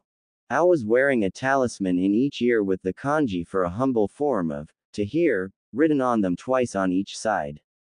He was wearing a striped shirt and pants with seemingly the same pattern, with a green robe over them. His blue hair was short at the back and long and spiked up the front. Chojuro was wearing square, black-rimmed glasses connected to what appeared to be headphones, a blue pin-striped shirt and camouflage pattern pants. Also, instead of being on his head, his forehead protector on the front of his holster, which he uses to carry his double-handed sword Haramakare. The sword itself is wrapped in bandages, leaving only the double hilt visible. He also has shuriken holsters strapped onto each of his legs. They were walking through the forest just outside of Kiri. They were about to meet with a trusted informant who supposedly had some important regarding Yagura. Are you still sure we can trust this guy, Terumi-sama? Chojuro said. I believe so, Chojuro-kun. She responded with a smile. Well, what if we are wrong? This guy could have brought an ambush along. Chojuro said. What? Are you scared, kid? The man known as Ao said, causing said man to glare and the woman to snicker. We're almost there. Even though I trust this man, it wouldn't hurt to keep a lookout and your guard. As the 3 of them walked into a clearing, there was a man already waiting. Upon seeing him, Chojuro asked, Is that him, Mei? It certainly is, Chojuro. She replied. Ohio Eiji-san, Mei said. Ohio Mei-san, the man known as Eiji said. So what's this information you've got for me, Eiji-san? That's when a small smirk graced the man's lips. This didn't go unnoticed by the others. Unfortunately, I've got nothing for you, except for this. At that very moment, about 50 shinobi jumped into the clearing and surrounded them. They were all standing there snickering. When one of them shouted, We have our orders, men, kill them. Mei was the first to react. She immediately did some hand seals and shouted, Yoden. Yogen Gurobu 1. She opened her mouth and several globs of lava came out of her mouth headed straight for the enemy shinobi, instantly killing 5 of the unlucky ones who didn't even try to get out of the way, as the rest of them dodged out of the way. She took a quick look at Ao and Chojuro and saw that they were holding their own. As she was about to go through more seals, a couple of enemy shinobi came up to, and just as they were about to stab her with their kunai, she pulled out her own and managed to block both before stabbing one, instantly killing him. The other one swung low and tried to get her in the stomach, but luckily she saw it coming and managed to block it with her kunai and then punch the shinobi in the face. Before he could recover, she stabbed him in the heart. When he fell to the ground, she quickly went through some hand seals and shouted Yoden, Yogen Kanketsuzen 2. Instantly, as the name suggests, a geyser made from lava erupted from the ground and advanced into the ground, instantly killing about 10 shinobi. Meanwhile, Ao and Chojuro, although skilled, were struggling to keep so many shinobi from doing them any harm. As more and more shinobi kept trying to stab, kick or punch them, Chojuro, even though he was highly skilled in kenjutsu, was the first to realize they didn't stand a chance. No matter how talented the 3 of them were, they were most likely going to die. Mei-sama, we need to get out of here, now, was all he could say as suddenly an ungodly amount of killing intent washed over the clearing. All the men started to shake and fall onto the hands and knees. Many couldn't take it as they passed out from the pressure. All the others that managed to stay conscious soon started having visions of them dying. What is this? This killing intent? It's so strong it couldn't possibly be human, could it? Mei thought as she trying to pull herself together. That's when she started to hear the screaming. When she looked up, she saw something she didn't think was possible. A little blonde kid with that red chakra. She thought as she witnessed the kid punching one of the shinobi, who went flying backwards and ended up smashing his skull into a tree. He looks like a fox. That's when she noticed a purple-haired woman wearing a mask was quickly killing shinobi left and right. And who's that woman? Whoever she is, I'm thankful they're both here.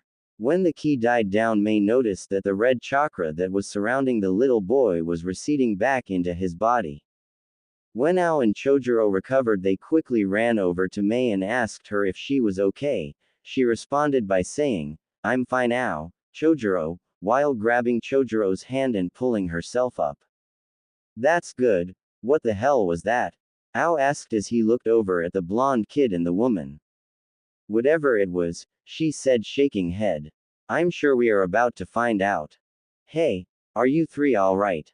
Said the purple-haired woman. Hi, we are fine. Mei responded, still highly alert. I wonder if they're friendly or are they a new foe? Who are you two? Mei asked as she looked at the blonde kid.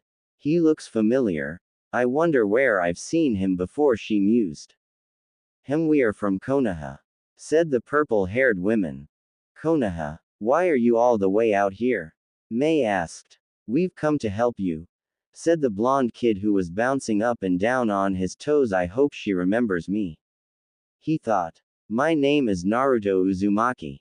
And this, he said, pointing toward the purple-haired woman, is my friend. You can call her Neko-san. Neko-san. By the look of her, she's definitely a member of Konoha, Anbu, and Naruto Uzumaki. I've heard that name before. Wait, Mei thought, taking another look at the blonde kid. Particularly his whisker marks. I remember now. Naruto Uzumaki, I remember you. You were that kid who wanted to become Hokage, she said with a smile as the blonde kid, now known to her as Naruto, smiled at her and nodded. Hi. I'm glad you remembered, Mei-chan, he said with a smile. Hi. Now do you two mind explaining to us what you're doing here? We were told Konoha wasn't going to help us, Mei said as she eyed them suspiciously. Konoha isn't going to help. Terumi-san, Neko said. We're not even supposed to be here, but, she said as she looked at Naruto. She pointed at Naruto. Ran off because he wanted to help you and I didn't really have any other choice but to follow him. Naruto-kun, Mei said as she looked at him. Why did you come here? You're only 4 years old. You have no place in a war. Mei said. That's where you're wrong, Terumi-san. Even if Konoha won't help you, Naruto-kun is all that you will need to win this war. All you have to do is trust us. You'll be amazed at what Naruto-kun can do. Neko said. You see, he may be only 4 years old, but he's actually rather talented, not to mention powerful. Neko said. Ha ha ha ha, you're joking, right? This little snot-nosed brat, powerful, ha ha ha ha. Hey, Naruto shouted. I happen to be a Jinchuriki. Instantly shutting the man up. Well, that explains the chakra and the killing intent, Mei thought. After a few more seconds of awkward silence, and glaring done by Ao and Chojuro, Yugao decided to speak up. Turning her attention to Naruto, she said. Naruto, why did you tell them that? Because Neko-chan, I wanted them to know that I came here to beat the Sanbi Jinchuriki. Easily, he finished in his head. TCH. You're just a kid. Yugura has plenty of experience over you and full control of the Sanbi's power. Chojuro said. Anyo, who says that I don't have full control of the Kyūbi's power? Naruto asked him. You couldn't possibly have full control of the Kyūbi's power, you're way too young for that. That's where you're wrong, Chojuro-san. I do have full control of Q-chan's power, and I also have a Kekkei Genkei. Even thought he lied about that. Kind of, they didn't need to know that. This information definitely surprised the three Kiri shinobi. Why you have a Kekkei Genkei? Ao asked. However, it was who answered first. That's not really surprising. Konoha does pride itself on their Kekkei Genkei. Hi, but I don't just have any Kekkei Genkei, I have the Sharingan. He said. Madara, getting the hint, activated the Sharingan, revealing to everyone a fully evolved Sharingan with 3 tomo in each eye.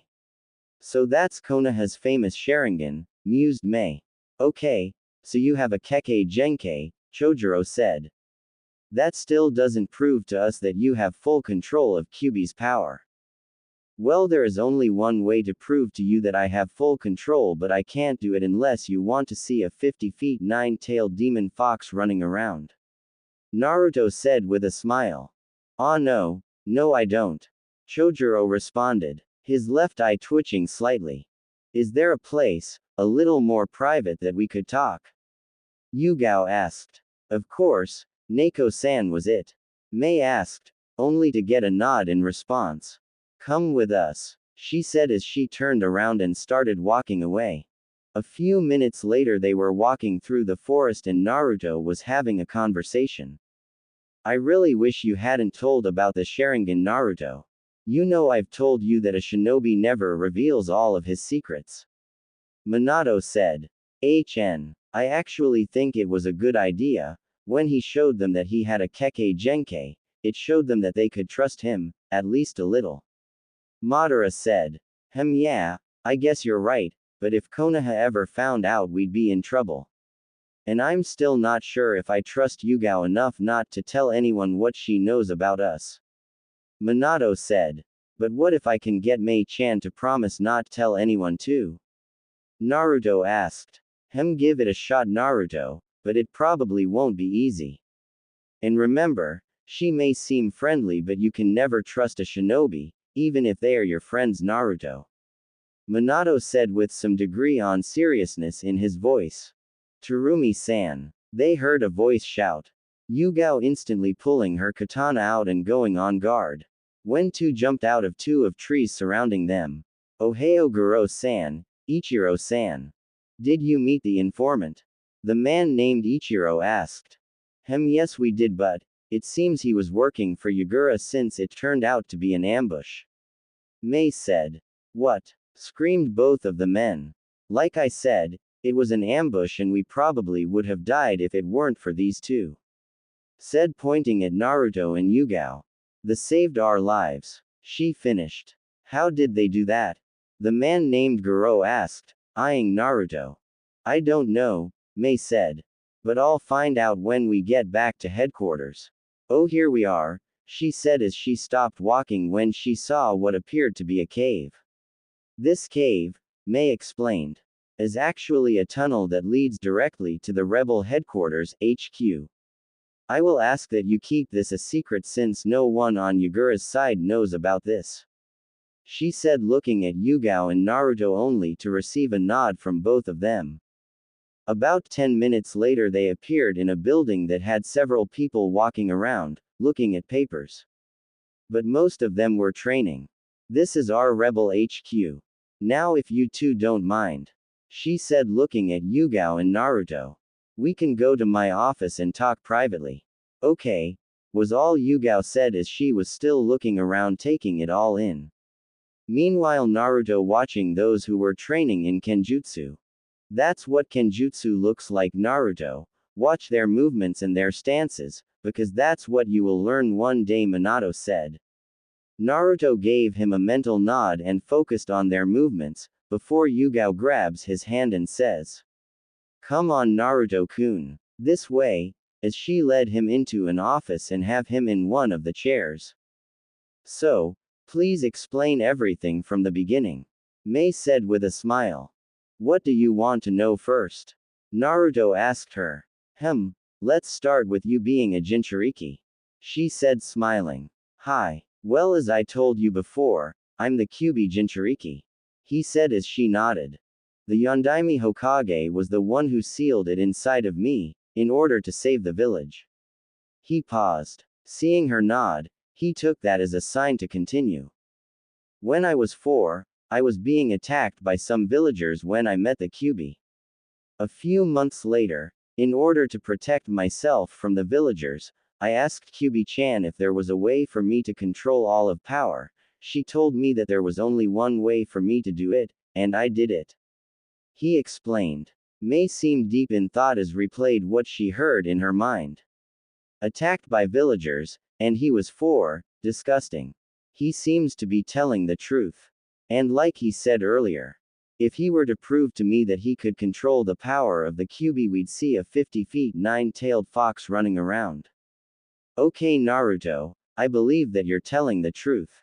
Naruto smiled in response and started to rub the back of head. "Kawaii," both women thought. "Naruto-chan," May said. "Do you mind telling me about the Sharingan?" Knowing that people with Kekkei Genkai don't really like giving away information on it. Even if he is 4 years old. "May-chan," Naruto said with a frown. "I wish I could tell you everything, but all I'm going to tell you is that it's fully evolved." "I thought as much," May thought. "Okay, Naruto, but even if you have all these abilities, do you really think you stand a chance? I mean, Yagura may only be the Sanbi Jinchuriki, but he is the Mizukage. He has, not only the power of the Sanbi, but all of the jutsu he knows as well." May said. "I know, May-chan," Naruto said with a smile. "I'm counting on it. I'll be able to use my Sharingan to help me out with that. And I know that I may not stand a very good chance against him, but I hope I won't be alone and you will be there with me. And the same goes for you, Neko-san." "Of course I'll be there, Naruto-kun," Yugao said. "Same goes for me. I wouldn't miss this for the world," May said. "But before we get to that, have you been training?" May asked. She really didn't want him to get involved, considering the fact that he's so young. But she could utilize the power of the little Jinchuriki and end the war, well, she will do whatever it takes to do so. "Hi, I have been training for the last couple of months. And I have only just started my elemental training a couple of days ago," he said, sounding excited. "Elemental training, huh? What elements do you have?"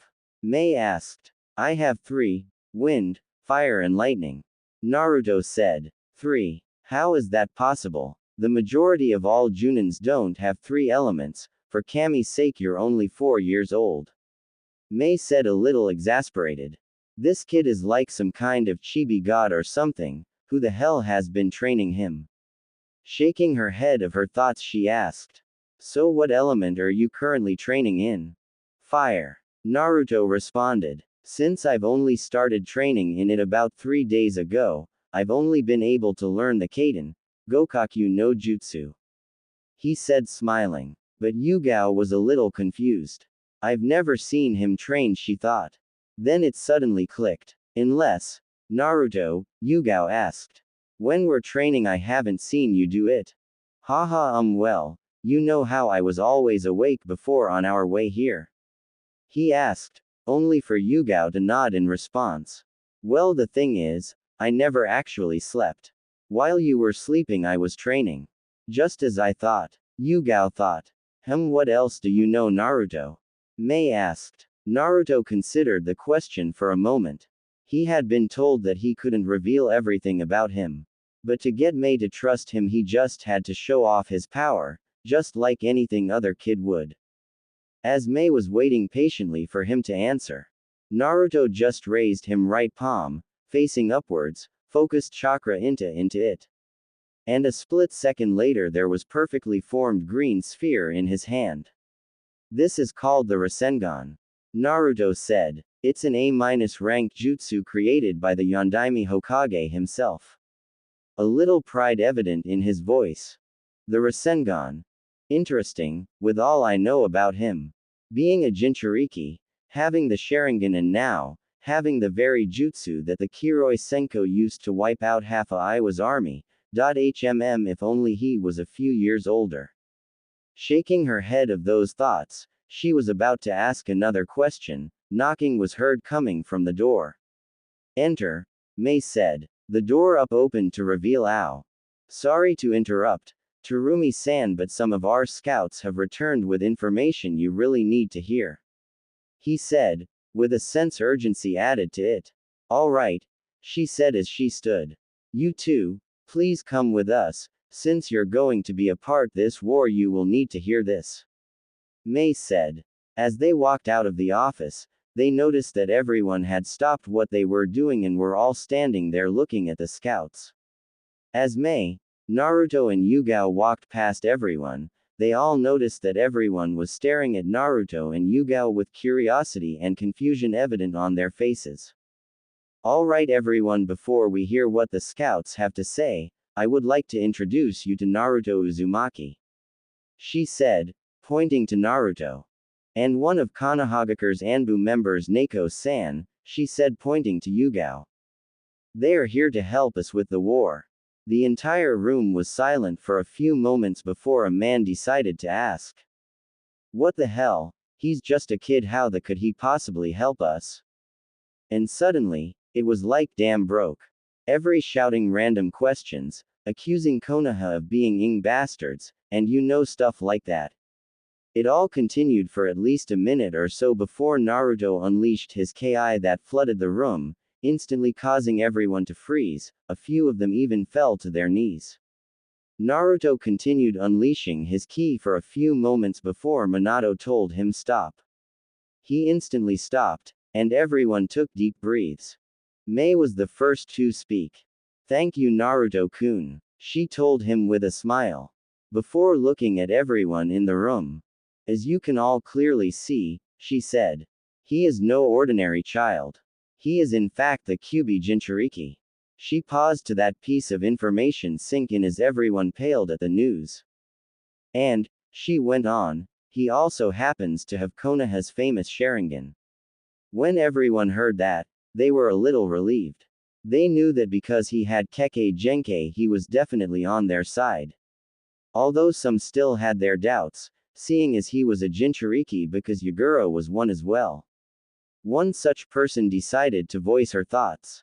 How do we know we can trust him?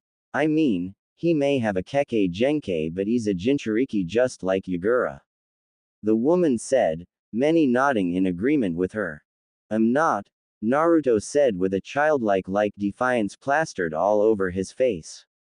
I'm totally different, he said waving his arms around in a comical fashion. I will never be like him. I could never be like him. He said with emphasis on the words could and never. I may be like him, but I do not like what he is doing, and I will put an end to it. He said. When he finished speaking everyone had the same thought running through their heads. Such maturity and conviction does not belong to a 4-year-old. Now then, Let's listen to what the scouts have to say, shall we? May said. And then a woman stepped up. Yes, well, as per arrangement, we met up with our informant in the north-west sector of the city. He told us something rather interesting. He told us that when Yagura sent his own scouts to the area where Terumi-sama, Ao and Chojuro were supposed to be ambushed, he found out that all 50 of his men were completely wiped out, the woman said. Everyone in the room gasped at the news, but everyone remained silent. You can thank these two for that, May said, pointing at Naruto and Yugao. Our informant also told us that Yagura is gathering all of his shinobi and he plans to attack us in 2 days' time from the southwest. She finished. As May looked around the room, no one said anything. They knew that in 2 days' time the war would end. They knew that in 2 days' time they would either live or die. We should run then, a man at the back yelled out, so everyone could hear him. Everyone in the room gasped and turned toward his direction. Naruto was the first to speak. No. Everyone turned back to him. You should not run. This war needs to end, and as everyone now knows, it will in 2 days' time. If you run now, all of what you have done in the past will have been for nothing, he said. Meanwhile, Yugao was staring at him while a small blush appeared on her cheeks as a single thought ran through her head: Yondaime-sama. If you run, all of your friends and loved ones will die for nothing. In 2 days' time we fight for the survival of not just ourselves but for the survival Kurigakure. In 2 days' time Neko-san and I, from Konoha, will fight alongside all of you. We aren't even supposed to be, but instead of staying with our loved ones, we came here to help our fellow shinobi in their time of need, he said, pausing to take a breather. In 2 days' time I am willing to sacrifice my very short life and willingly fight alongside Mei-chan in order to bring an end to my fellow Jinchuriki's tyranny. In 2 days' time we will win this war. Believe it, he said, holding a V sign with his fingers and having a goofy smile on his face. For a few moments everyone stayed silent while they were all thinking the same. Is this kid seriously 4 years old? However, what no one knew was that Minato had been telling him what to say. Yes, that was a fine speech if I do say so myself, Minato said sheepishly. Yeah, it was, but the staring is starting to annoy me, Naruto told him. As everyone digested everything Naruto had said, they instantly started clapping and cheering. May, however, knelt down in front of Naruto and gave him a kiss on his left cheek. This made Naruto go bright red and scratch his cheek with his left index finger, and turn his away in pure embarrassment. This made May scream out, "Kawaii," before hugging him. Without realizing it, she had placed Naruto's head right between her D-cups. And thanks to all of the perverted talkings and images of Kyūbi and Madara, that made Naruto's cheeks go from pink to dark red in an instant, before his world went black. When Naruto woke up a few minutes later, he found himself on a bed. He blinked for a few moments before he remembered why he was there. The heavy blush suddenly returning. I'll be remembering that for a long time, he said to no one in particular, only to get a response. Hi, I think you will. Arg, Naruto jumped as he looked to see Yugao sitting in a chair looking at him through her mask. The two of you made a lot of men jealous with what she did in there. Including me. No bad, Yugao hentai. Bad. Shaking her head of those thoughts, she went on. That was a rather impressive speech you made, Naruto-kun. You actually reminded me of the Yondaime saying some of the things you did. Really? He said, rubbing the back of his head and smiling sheepishly. Yeah, I guess I did. I mean, my father was the one who was telling me what to say. Immediately realizing what he said, he put his hand over his mouth, as if to stop himself from saying anything else. Damn it, he thought. As all three of them in his mind could only nod in agreement. Why your father? What do you mean your father? Yugao said, still trying to process the information Naruto let slip. Why am I so surprised? They do look the same. Realizing he had no other choice, Naruto said. Hi Yugao-chan, my full name is Naruto Uzumaki Namikaze. Although if you add the fact that I can use the Sharingan I'd be Uzumaki Namikaze Uchiha. Hi, but technically, you're not an Uchiha, so it's just Uzumaki Namikaze, Yugao said. Well, we'll talk about your father later. Right now Mei wants to talk to you. Come on Naru-chan. She said standing up. Naruto blinked for a few moments before realization dawned on his face. She just called me Naru-chan. He thought, instantly pouting at Yugao. Yugao-chan. He whined as he too stood up. Yugao just laughed as they walked out of the room. A minute later they walked inside of Mei's office, Yugao entering first. Ohio Neko-san, is Naruto-kun awake yet? Mei said as she saw Yugao walk in. Hi, here he is. Yugao said pointing to Naruto as he walked in. Ohio Naruto-kun, she said with a smile. When Naruto was about to respond he took one look at her before he remembered what happened and blushed before stuttering, Oh Ohio Mei-chan. Causing said woman giggle at his reaction. Now, Mei said turning serious. When she saw she had them at attention, tomorrow. We will be heading out to the southwest sector of the village to meet Yagura and his forces. The two of you will be coming with me to meet Yagura considering you want to fight him as well Naruto-kun. We leave tomorrow morning. Seeing them nod she turned to Naruto and spoke. So Naruto-kun, did you like what happened to you earlier? Only for Naruto's face to turn red like a tomato, and Yugao to face fault. Of course I did Mei-chan, I mean after all you are drop-dead gorgeous. He said while inwardly thinking thanks for that one Madara only to receive a HN. And a mental thumbs up. Now it was Mei's turn to turn beet red. If only he was older, she thought fighting down her blush. Changing the subject she said. Now I believe that, until tomorrow morning we should all do some training. Seeing them both nod she said. Naruto-kun, I want you to train with me so that at the very least we can come up with a plan to take out Yagura. I'm sorry Mei-chan, but I don't really want you getting involved with my fight against Yagura. What? You can't be serious Naruto. Mei shouted. Why the hell not? She asked. And there better be a good reason. It's simple really Mei-chan. I think it would be easier to fight with the power of Kyūbi from the start. He said. Even if he is the Mizukage he can't be as powerful as the Sanbi, so if I use 4 or 5 tails of the Kyūbi, it should be over pretty quickly. And besides I don't want you or Neko-chan getting hurt when I use my demonic powers. He finished. Both women couldn't help but smile at that. Naruto-kun, we are trained shinobi, we can take care of ourselves you know.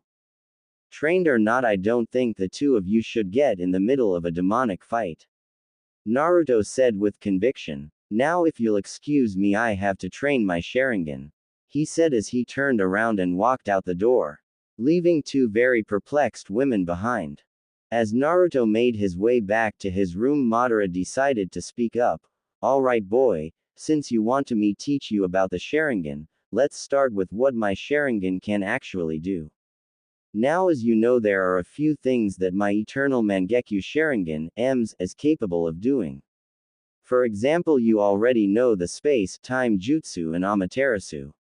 Now there are 2 other things my Sharingan can do.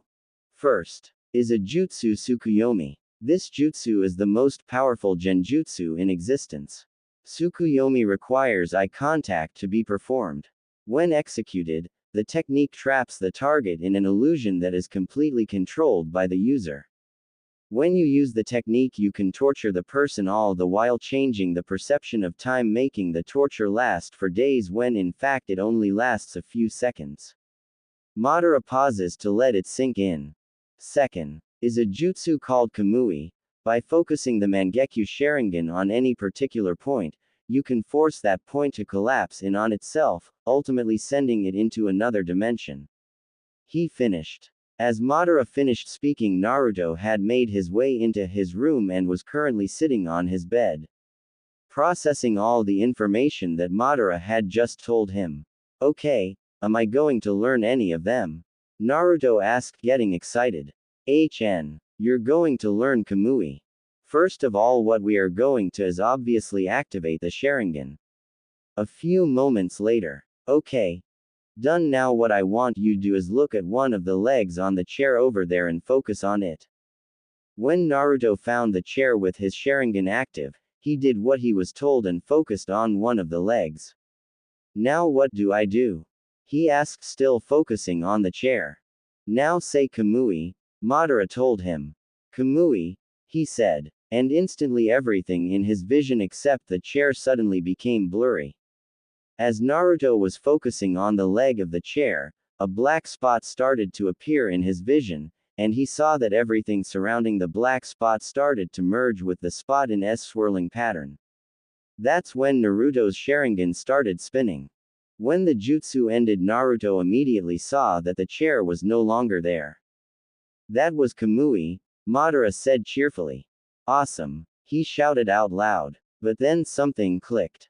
Hey, where did the chair go? He asked them. I think Mei's hug affected you more than I thought. Madara said, shaking his head.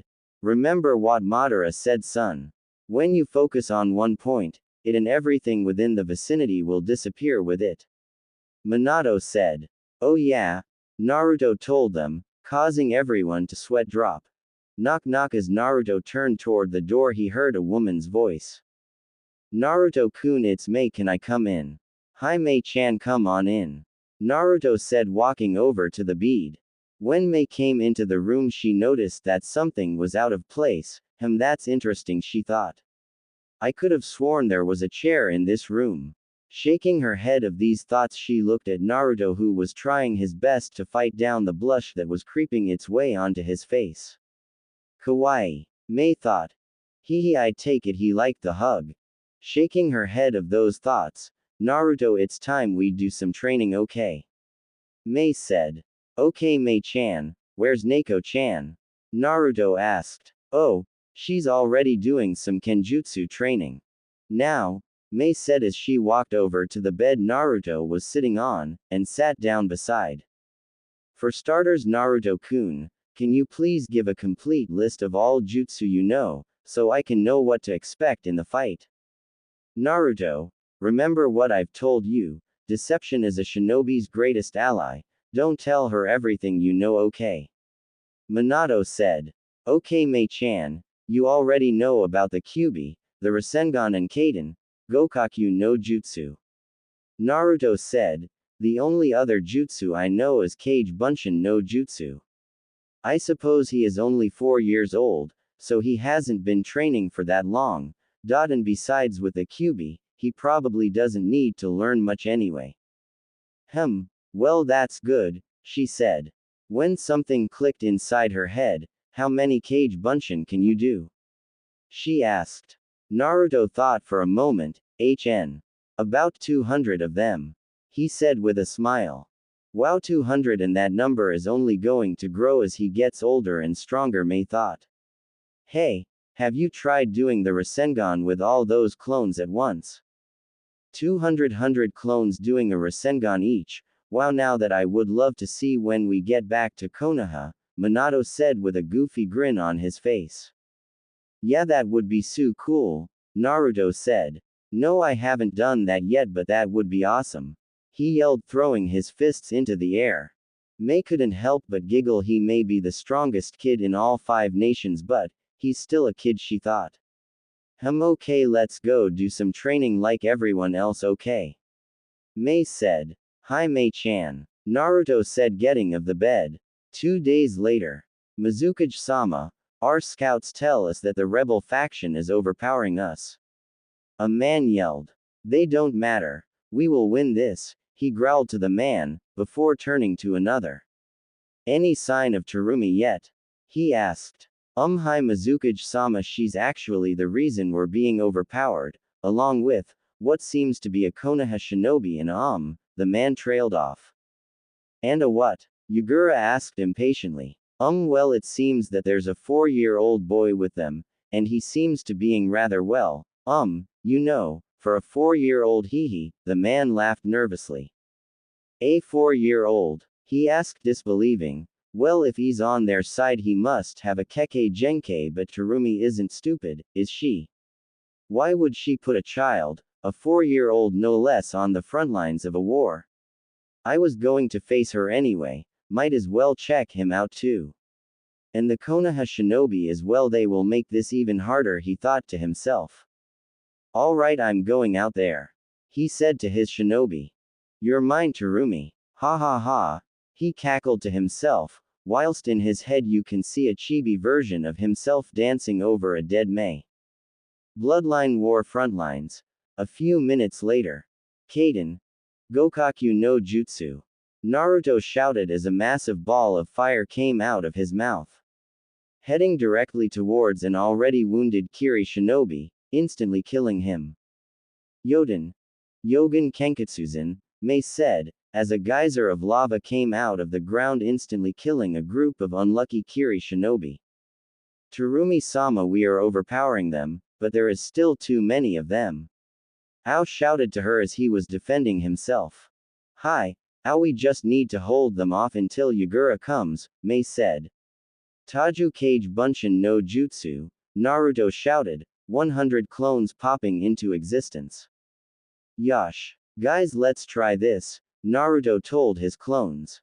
Yosh, was the general response, before they all held up their right palms and activated the Rasengan. Everyone in the vicinity, except for Mei, was a little perplexed by the fact that a 4-year-old just summoned 100 clones of himself. But when they saw each and every one of them had a glowing green ball in their hands, well, most of them started to freak out, while the other more battle-experienced ones were just curious.